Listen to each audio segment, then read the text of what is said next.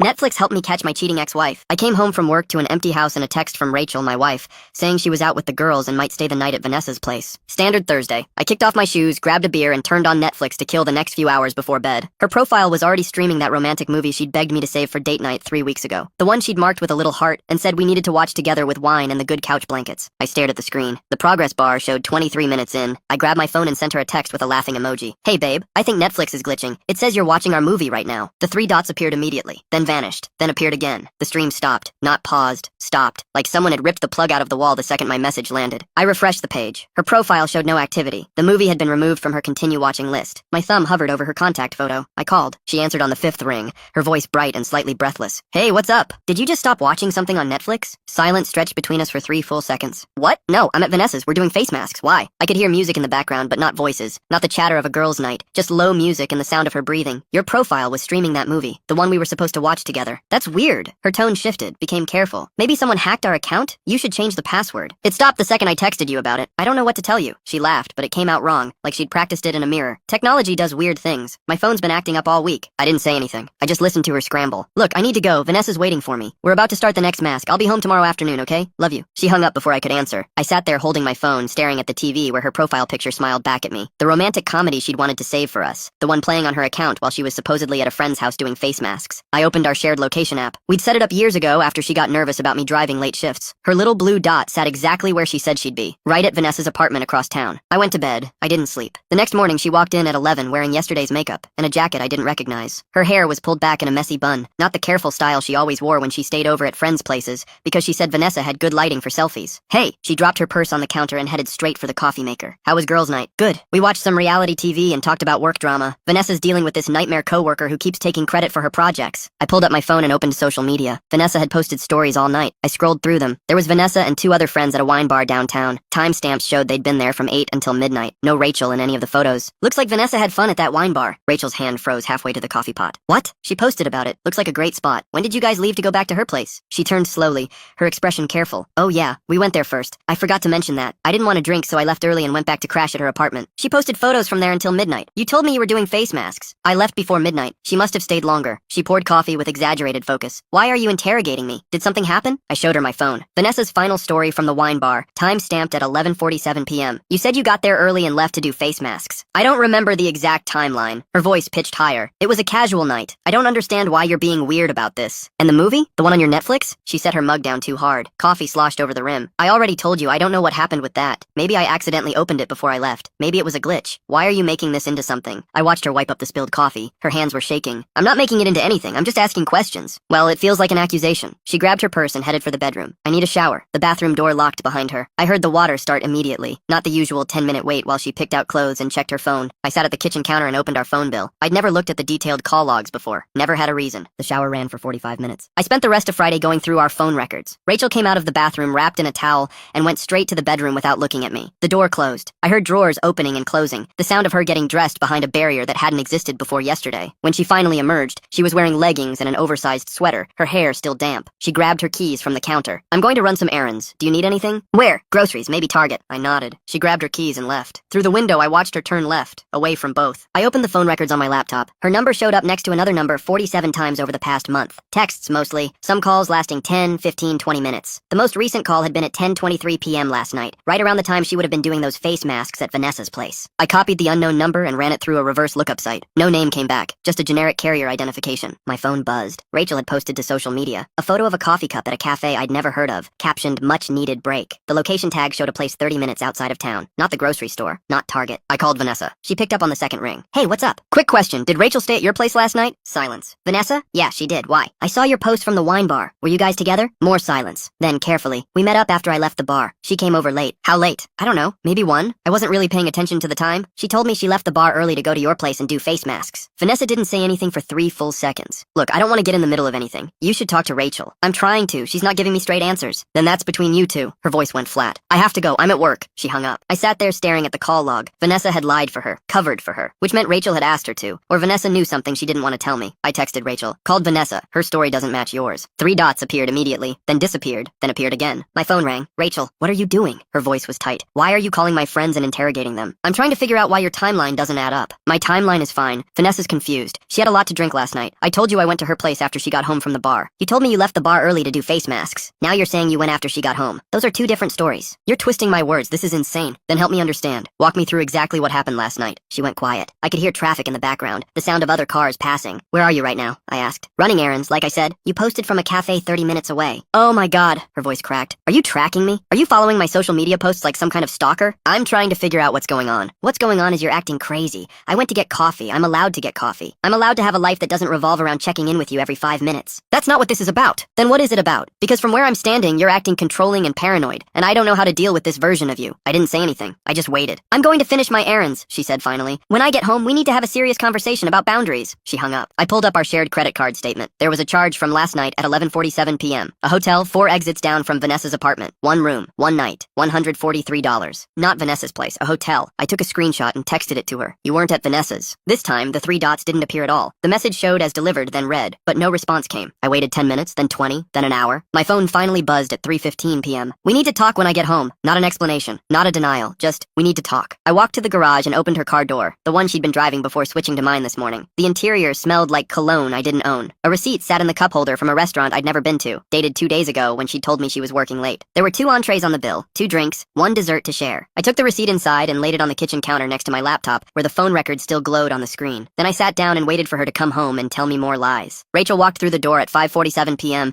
carrying 2 grocery bags she must have picked up to make her errand story look real. She set them on the counter without looking at me and started unpacking produce like this was a normal Friday evening. We need to talk, I said. I know. She pulled out a bag of apples and placed them in the fruit bowl one at a time. You've been acting really strange, and I think we need to set some boundaries about privacy and trust. I slid the hotel receipt across the counter. It stopped right next to the apples. She glanced down at it. Her hand stopped moving. You told me you stayed at Vanessa's place, I said. That's a hotel receipt from Thursday night. She picked up the receipt and studied it like she'd never seen it before. Where did you get this? Your car, the one you didn't drive home this morning. You went through my car? Answer the question. Why were you at a hotel when you told me you were at Vanessa's? She set the receipt down carefully. Vanessa and I had a fight, a bad one. I didn't want to stay there after that, so I got a hotel room. I didn't tell you because I knew you'd make it into something it wasn't. What about the cologne in your car? What cologne? Your car smells like men's cologne, not mine. She laughed, but it came out hollow. That's what this is about? You think because my car smells different, I'm doing something wrong? Maybe someone at work sat in my car. Maybe I gave someone a ride. I don't keep a log of every person who's been in my vehicle. I opened my laptop and turned it toward her. The phone records filled the screen. 47 calls and texts to the same number in the past month. Who is it? Her face went pale. She stared at the screen for 5 full seconds before looking back at me. That's my coworker. We've been working on a project together. We have to communicate constantly. At 10:23 p.m. on a Thursday, when you're supposed to be at Vanessa's doing face masks? Yes, work doesn't stop at 5 o'clock. Sometimes we have to discuss things after hours. What's their name? She hesitated. Why does it matter? Because if it's just a coworker, you should be able to tell me their name. Adrian. His name is Adrian. He works in the same department. You can look him up if you don't believe me. Why haven't you mentioned him before? Because I don't tell you about every person I work with. You've never asked about my coworkers before. Why are you suddenly interested now? I pulled up the restaurant receipt. 2 entrees, 2 drinks, 1 shared dessert. Tuesday night when you told me you were working late. She snatched the receipt from my hand. We had a working dinner. We were going over the project details. This is completely normal. You didn't mention dinner. You said you were working late at the office. I was working. We worked through dinner. Is that a crime now? Her phone buzzed on the counter. She grabbed it immediately and turned it face down. Who was that? I asked. None of your business. If you're not hiding anything, show me. No. She picked up the phone and held it against her chest. I'm not going to let you go through my private messages just because you've decided to turn into some paranoid nightmare version of yourself. I'm paranoid because you're lying to me. I'm not lying. I'm living my life, and apparently that's not allowed anymore. She grabbed her purse and keys. I need some space. This is too much. Where are you going? Out. Away from you in this interrogation. I'll come back when you've calmed down and we can have a rational conversation. She walked toward the door. If you leave right now, I'll contact Adrian directly to confirm your timeline. She froze with her hand on the doorknob. What? I have his number?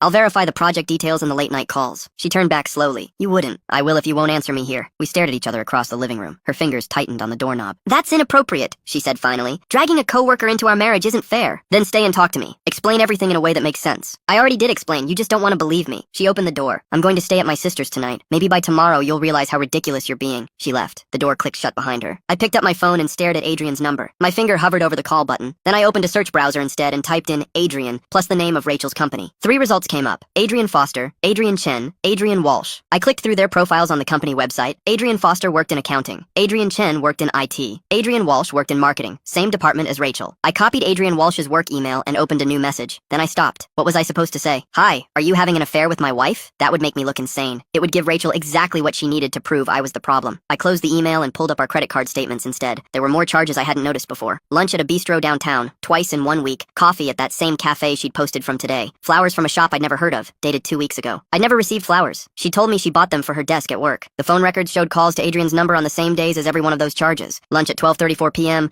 call at 12:45 p.m. p.m., coffee at 9:15 a.m., call at 9:23 a.m. The pattern was there if you knew where to look. I took screenshots of everything and saved them to a folder on my desktop labeled Receipts. Then I sat on the couch and waited to see what she would do next. My phone buzzed at 11:38 p.m. A text from Rachel. "I'm sorry for walking out. Can we talk tomorrow? I love you." I didn't respond. Another text came through 3 minutes later. "Please don't shut me out. We can work through this." I turned off my phone and went to bed. Saturday morning, I turned my phone back on. 17 missed calls from Rachel. 9 text messages that started apologetic and ended angry. The last one, sent at 2:43 a.m., said, "You're being childish and cruel." I didn't reply. She came home at 10:15 a.m. I heard her key in the lock and watched her walk in carrying a white paper bag from the bakery where we used to get breakfast on weekends. She set it on the counter like a peace offering. "I brought your favorite, the blueberry scones." I didn't move from the couch. "Can we please talk like adults?" She sat down across from me, keeping the coffee table between us. "I hate fighting with you. This isn't us." "Then tell me the truth." "I have been telling you the truth. You just don't want to hear it." "Fine." I pulled up the location app on my phone. "Where are you going today?" Her expression shifted. "Why?" "Just wondering. Since you're being honest with me, you won't mind if I check." "That's invasive." "It's an app we both agreed to use. If you have nothing to hide, it shouldn't matter." She stood up. "I'm not doing this. I'm not going to live under surveillance because you can't handle your own paranoia." She grabbed her purse. "I'm going out. I'll be back later." "Where?" "Out." She left without taking the scones. I waited 5 minutes and opened the location app. Her blue dot was moving south on the highway. I grabbed my keys and followed. She drove for 20 minutes before pulling into the parking lot of a restaurant I'd never been to. I parked 3 rows back and watched her walk inside. Through the windows, I could see her scanning the dining room. Then she walked to a table in the back corner where a man was already sitting. He stood when she approached. They hugged. Not a friendly pat on the back, but a real embrace that lasted too long. I took photos through the windshield. The angle wasn't perfect, but I could see them clearly enough. She sat down across from him and reached across the table to touch his hand. I zoomed in and took more photos. Then I sent them to myself and sat there trying to decide what to do next. After 45 minutes, they left the restaurant together. She walked to her car. He walked to his. They stood in the parking lot talking for another 10 minutes before she leaned in and hugged him again. I followed him when he left. He drove to an apartment complex 15 minutes away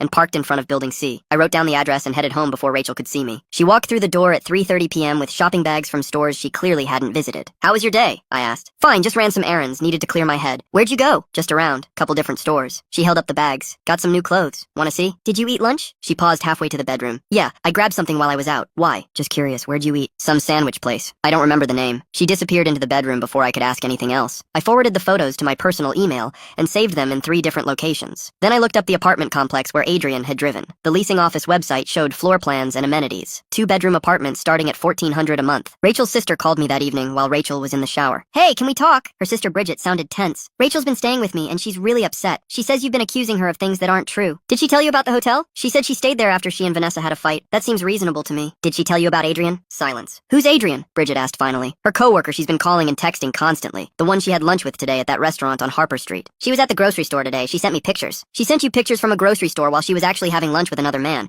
"I have photos." More silence. "Look," Bridget said carefully. "I don't know what's going on between you two, but Rachel's my sister. She's always been faithful to you. If she says nothing's happening, I believe her. Even when the evidence says otherwise? Evidence can be interpreted different ways. Maybe this Adrian person is just a friend. Maybe she didn't mention him because she knew you'd react exactly like this. So it's my fault she's lying?" "I didn't say that. I just think you need to give her the benefit of the doubt. Marriage is about trust. Trust goes both ways. Then maybe you should think about why you don't trust her anymore." Bridget's tone turned cold. "Rachel said you've been going through her things, tracking her location, interrogating her friends. That's not normal behavior. Neither is lying about where you are and who you're with. I think you both need to take a step back and figure out if this marriage is what you really want." She hung up before I could respond. Rachel came out of the bathroom wrapped in a towel. "Who was that?" "Your sister." "What did she want?" "To tell me I'm being unreasonable and you're innocent." Rachel sat down on the edge of the bed. "She's right. You are being unreasonable. This whole thing is getting out of control." I held up my phone with the photos from the restaurant. "Who is this?" Her face went white. "Were you following me?" "Who is he?" "That's Adrian. I told you about him. We were discussing work. You were holding his hand." "I wasn't holding his hand. I was just being friendly. We're close coworkers. That's what people do." "You hugged him twice." "So what? I hug people. That doesn't mean anything." "You lied about where you were. You said you went shopping and grabbed a sandwich. You were at a restaurant with him for 45 minutes. Because I knew you'd react like this." Her voice pitched higher. "I knew if I told you I was having a work lunch with Adrian, you'd lose your mind and turn it into something it's not. Then why lie? If it was just work, why hide it? Because you've made it impossible to be honest with you. Every single thing I do gets twisted into evidence of some affair that isn't happening." She stood up and grabbed clothes from the dresser. "I can't live like this. I can't be in a relationship where I'm constantly being watched and accused." "Then tell me the truth and I'll stop watching." She pulled on sweatpants and a t-shirt without looking at me. "The truth is you've turned into someone I don't recognize. Someone controlling and paranoid. And I don't know how to fix that. Maybe you should start by not lying about where you are." "I'm going back to Bridget's." She threw clothes into an overnight bag. "I need space from you. From all of this. Running away doesn't make you look innocent." "I'm not running away. I'm protecting myself from someone who's treating me like a criminal." She zipped the bag closed. "When you're ready to have a real conversation like a rational adult, let me know." She left. Again. I sat on the bed and pulled up the photos on my phone. Rachel and Adrian in the restaurant. Rachel touching his hand. Rachel hugging him in the parking lot. All the evidence laid out in crisp digital images that she'd already explained away as friendship and professional closeness. My phone buzzed. A text from an unknown number. "This is Vanessa. Rachel told me what you've been doing. Leave her alone. You're harassing her and it needs to stop." Then another text from a different number. "Hey man, this is Adrian, Rachel's coworker. She told me you've been following her and taking photos. That's really not cool. She's just trying to do her job. Back off." I stared at both messages. Rachel had gotten ahead of the story, told everyone her version before I could show them the evidence, made me into the villain who was tracking his innocent wife while she tried to live her life. I checked the location app again. Her blue dot was at Bridget's. When I drove by, Adrian's car was parked right outside the building. I snapped a photo and waited. At 9:47 p.m., the building door opened. Adrian walked out first, then Rachel. They stood under the entrance light talking for 3 minutes before he leaned in and kissed her. Not on the cheek, not a friendly goodbye. A real kiss that she returned. I took photos. My hands were steady. I didn't shake or yell or do anything except document what was happening 10 feet in front of me. They separated and Adrian walked to his car. Rachel went back inside. I waited until Adrian drove away, then I called Bridget. She answered immediately. "What do you want? Is Rachel there with you?" "Yes, why? Can you put her on?" "No, she doesn't want to talk to you right now. I just watched her kiss someone in your parking lot." Silence. "That's not funny," Bridget said finally. "I'm sitting in your parking lot right now. Adrian just left. Silver sedan. Want me to describe what Rachel's wearing?" More silence. "Bridget, I need to talk to Rachel right now." "Hold on." I heard muffled voices in the background. Then Rachel came on the line. "What are you doing here?" "Watching you lie to everyone, including your sister." "I don't know what you think you saw." "I saw you kiss Adrian. I have photos. Multiple photos from multiple angles." She didn't say anything. "How long has this been going on?" "You need to leave. You're harassing me." "How long, Rachel?" "I'm hanging up now. If you don't leave, I'm calling the police." The line went dead. I drove home and sent the photos to myself, backed them up, and saved them everywhere I could think of. Then I opened my laptop and started writing down everything that had happened since Thursday. Every lie, every contradiction, every piece of evidence. I organized it by date and time, keeping it factual and detailed. Sunday morning, Rachel came home at 6:23 a.m. She walked in quietly like she thought I might still be asleep. I was sitting at the kitchen table with my laptop and 3 folders of printed documents. "We need to talk," I said. She stopped in the doorway. "I'm not doing this right now." "Then when? When are you going to stop lying?" "I'm tired. I didn't sleep well. Can we do this later?" "No, sit down." She looked at the folders on the table. "What is all that?" "Everything. Phone records, credit card statements, photos, your entire story laid out in chronological order." She sat down across from me slowly. I opened the first folder. "Thursday night, you told me you were at Vanessa's doing face masks, but you were at a hotel. Here's the credit card charge." I explained that. "Friday morning, you said Vanessa forgot to tag you in photos, but I know 2 of those friends were in another city. You changed your story to say you left the bar early, then changed it again to say you went to Vanessa's after she got home. 3 different versions of the same night." I was confused about the timeline. "Saturday, you said you were running errands and grabbed a sandwich, but you were at a restaurant with Adrian for 45 minutes. I have photos of you holding his hand." I slid the photos across the table. Rachel stared at them without picking them up. "Saturday night, you told me you were staying at Bridget's to get space from me, but Adrian was there. I watched you kiss him in the parking lot at 9:47 p.m. I showed her those photos too. "Who else knows about this?" she asked quietly. "No one yet, but that changes today." She looked up at me. "What do you want?" "The truth. All of it. How long has this been going on?" She closed her eyes. 3 months. The number hit harder than I expected. 3 months of lies. 3 months of coming home to her every night while she was building a whole separate life I didn't know about. "Where did you meet him?" "At work. We got assigned to the same project." "Is it serious?" "I don't know. Maybe. We haven't figured out what we're doing yet." "You're married. To me, that's what you're doing." "I know." Her voice cracked. "I know, okay? I know I messed up. I know I should have told you sooner." "Told me what? That you wanted a divorce? That you were cheating? What exactly should you have told me?" "I don't know. I don't have all the answers right now." "Were you ever going to tell me? Or were you just going to keep lying until I stopped asking questions?" She didn't answer. "All those nights you said you were working late. All those lunches with coworkers. All those times you got defensive when I asked where you were. You made me feel crazy for noticing. You were acting crazy. You were going through my things, tracking my location. Because you were lying. Every single day you were lying to my face and making me think I was paranoid for seeing what was right in front of me. I didn't want to hurt you. Well, you did. You hurt me every time you lied. Every time you came home and pretended everything was fine. Every time you told me I was being unreasonable for asking basic questions." She put her head in her hands. "What do you want me to say? I want you to take responsibility. I want you to stop blaming me for your choices. I want you to admit that none of this is my fault." "It's not your fault. You're right. I made these choices. I lied to you. I'm sorry." The apology felt hollow. Too late and too small for everything that had happened. "Does Adrian know you're married?" "Yes." "Does he know you were lying to me about him?" "Yes." So they'd both known. Both participated in building this web of lies while I sat at home thinking my wife was just stressed about work. "I want you out," I said. "Pack your things and leave. Go stay with Adrian or Bridget or whoever. I don't care. Just get out of my house." "Our house. It's our house." "Not anymore. You gave that up when you decided to bring him into our marriage." She stood up slowly. "Can I at least take some time to figure out where I'm going?" "You've had 3 months to figure that out. I'm sure you'll manage." She walked to the bedroom and I heard drawers opening,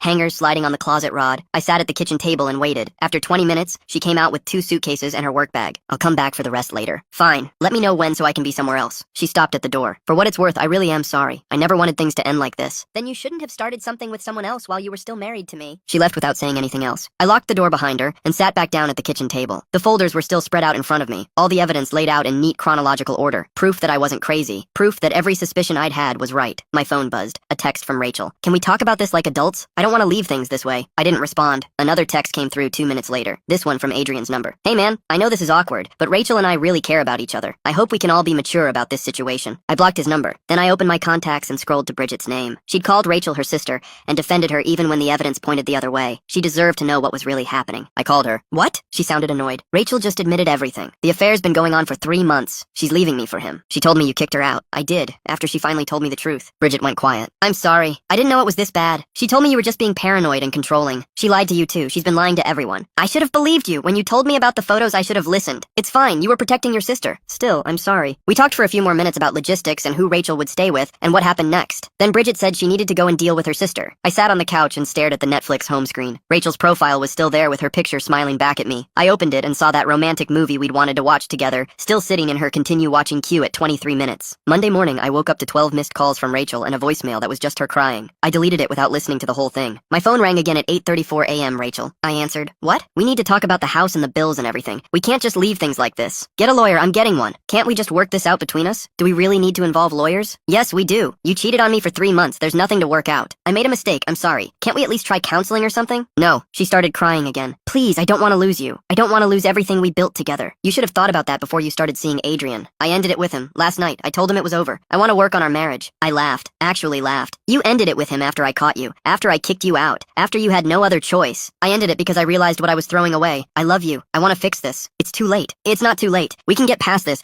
Lots of couples get past infidelity. I'm not lots of couples. I'm done. You're not even going to try? Why would I try? So you can lie to me for another 3 months? So I can spend the rest of my life wondering where you really are and who you're really with? She went quiet. I'm hanging up now, I said. Don't call me again unless it's about the divorce. I ended the call and blocked her number. Then I drove to Adrian's apartment complex. I wanted to see where my wife had been spending her time while I was at home thinking everything was fine. Building C, Unit 214. I knocked on the door. Adrian answered in sweatpants and a t-shirt. His expression shifted when he saw me. Hey man, look! Did you know she was trying to get back together with me? What? This morning. She called me crying, saying she wanted to fix our marriage. Did you know about that? He stepped back from the door. She told me she needed time to figure things out. That's not what she told me. She said she ended it with you. She said that? Yeah, 20 minutes ago. Said she realized what she was throwing away. Adrian's jaw tightened. She told me she was leaving you, that she'd made up her mind. Well, one of you is lying. Or maybe both of you are. Hard to tell at this point. He pulled out his phone and started typing. I'm calling her right now. Good luck. I blocked her number, but maybe she'll answer for you. He put the phone to his ear. I heard it ring 4 times before going to voicemail. He tried again. Same result. She's not picking up, he said. Probably because she knows she's caught in another lie. He tried a 3rd time. This time someone answered. I could hear Rachel's voice coming through the phone, tinny and distant. Where are you? Adrian said. I'm at my place. Your husband is here. Her voice got louder. No, he came here. He said you called him this morning trying to get back together. More distant words I couldn't make out. That's not what you told me yesterday. You said you were done with him. Adrian's face went red. So you lied to both of us? Rachel's voice rose to a shout. Don't turn this around on me, Adrian said. You told me you were leaving him. You told him you wanted to fix things. Which one is true? The line went dead. Adrian stared at his phone. She hung up on you, I said. Yeah. Welcome to the club. He looked at me. Did she ever tell you the truth about anything? Nope. She lied about where she was going, who she was with, what she was doing. Lied to my face every single day for 3 months. She told me you were controlling, that you tracked her location and went through her things. I did. After I caught her watching our movie on Netflix when she was supposed to be at her friend's place. After she lied about staying at a hotel. After she lied about everything. Adrian sat down on his couch. She made it sound like you were the problem, like she was the victim. That's what she does. Makes everyone think she's the innocent one and everyone else is crazy. I feel like an idiot. You should. You were sleeping with someone's wife. She said you guys were basically done. That it was just a matter of time. We weren't done. We were fine until she decided to start something with you. He put his head in his hands. I didn't want to be that guy. I really thought she was telling me the truth. My phone buzzed. A text from an unknown number. This is Rachel. I'm using Bridget's phone. We need to talk, please. I showed Adrian the message. Are you going to respond? He asked. No. What are you going to do? File for divorce. Move on. Forget she exists. Just like that? Just like that. He looked at me for a long moment. I'm sorry. For what it's worth. I really am. You should be sorry. But saying it doesn't change anything. I left him sitting on his couch and drove home. When I got there, Rachel was waiting on my front porch with Bridget standing next to her. I need my things, Rachel said. Fine, get them and leave. Can we talk first? No. Please, just 5 minutes. Bridget stepped forward. She wants to apologize properly. Just let her say what she needs to say. I already heard it this morning on the phone. I'm not interested in hearing it again. Rachel's eyes were red and swollen. I messed up. I know I did. I hurt you in the worst possible way, but I want to make it right. You can't make it right. You can't uncheat. You can't unlie. It's done. I'll do whatever it takes. Counseling, therapy, whatever you want. Just give me a chance. I gave you 3 months of chances. Every time I asked where you were, that was a chance to tell the truth. Every time I questioned your story, that was a chance to come clean. You didn't take any of them. I was scared. Of what? Of losing me? Because that's what happened anyway. I was scared of hurting you. Well, you hurt me anyway. Lying hurt me. Cheating hurt me. Making me feel crazy for noticing what was right in front of me hurt me. You don't get to pretend you were trying to protect me. Bridget put her hand on Rachel's shoulder. Maybe you should give her some space to get her things and go. That's what I've been saying. I unlocked the door and stepped aside. Rachel walked in with Bridget following behind her. I stayed on the porch while they gathered boxes and bags of her belongings. Rachel came out 20 minutes later carrying 2 boxes. I need to make a few more trips. Fine. She loaded the boxes into Bridget's car and came back for more. On her 3rd trip, she stopped in front of me. I know you don't believe me, but I really do love you. I never stopped loving you. You have a funny way of showing it. I made a terrible mistake. I got caught up in something I shouldn't shouldn't have. But it's over now. It's really over. Because you got caught, not because you wanted it to be over. That's not true. Then when were you planning to tell me? Next week? Next month? Never? She didn't answer. That's what I thought. She grabbed another box and walked to the car. After 5 trips, everything was loaded. She stood by the passenger door looking back at the house. I'll have a lawyer contact you about the divorce, I said. Can we wait a little bit? See if we can work things out first? No, just a few weeks to see if... No, Rachel, it's over. Sign the papers when they come. Don't drag this out. Bridget got in the driver's seat. Rachel got in beside her. They drove away without looking back. I went inside and changed the locks. Then I sat down at my laptop and searched for divorce attorneys in my area. I found one with good reviews and sent an email requesting a consultation. The response came back within an hour saying they could see me Wednesday morning. My phone buzzed. Another text from Bridget's number. Please don't give up on us. I'll prove to you I can change. I'll do whatever it takes. I love you. I blocked Bridget's number too. Then I opened Netflix one more time and deleted Rachel's profile. Her face disappeared from the screen along with all her saved shows and her continue watching list. That romantic movie we'd planned to watch together vanished with everything else. The divorce took 4 months to finalize. Rachel tried to fight it at first, asking for more time, suggesting counseling, sending me messages through friends and family. I ignored all of it. She moved in with Adrian for 3 weeks before that fell apart. Turned out he didn't trust her either after seeing how easily she'd lied to both of us. Last I heard, she was living in her own apartment across town and telling everyone who'd listen that I'd given up on our marriage too easily. Bridget apologized about a month after everything happened, said she should have believed me sooner. We're not close anymore, but at least we're civil. I kept all the evidence in a folder on my desktop. The phone records, the credit card statements, the photos. I never needed to use them because Rachel didn't contest anything in the end, but I keep them anyway, just in case. Sometimes I think about that Thursday night when I came home and saw her Netflix profile streaming our movie. How that one little thing unraveled everything. How all the lies I'd been ignoring suddenly became impossible to miss. I changed my Netflix password that night. Started fresh with a new account. No shared profiles. No romantic movies saved for someone who'd never watched them with me. Just my own watch list and nobody else's lies cluttering up the screen. It's better this way. Thanks for watching. Don't forget to subscribe, like, and drop your favorite part in the comments. See you in the next one.